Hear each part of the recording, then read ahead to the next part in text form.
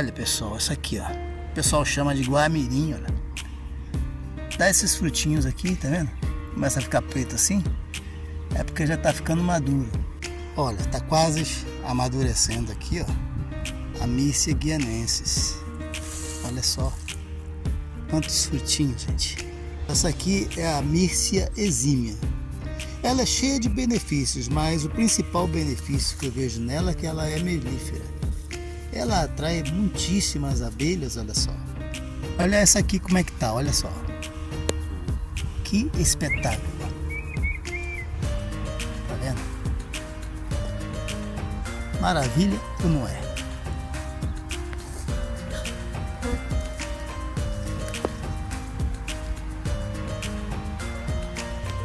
Olha pessoal, esses frutinhos, tá vendo? Myrcia pinifolia. Agora eu vou mostrar para vocês a floração, gente. Olha só, que coisa mais linda. Essas myrcias são um espetáculo de floração.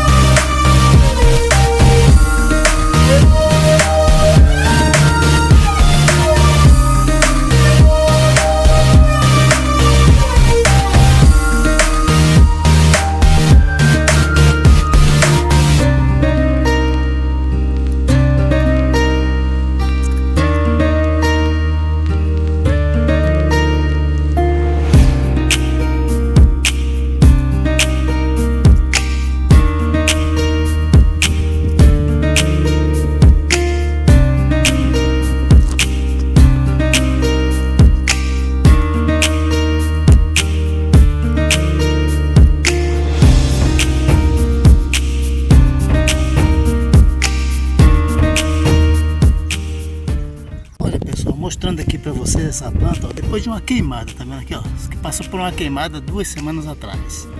Olha só como é que ela já surge com força e florescendo. Vou mostrar mais para vocês.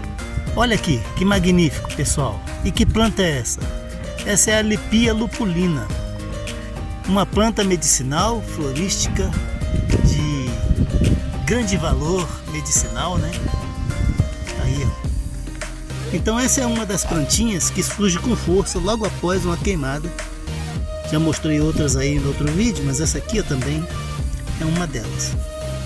Lipia lupulina, da mesma família da erva cidreira, a Lipia alba.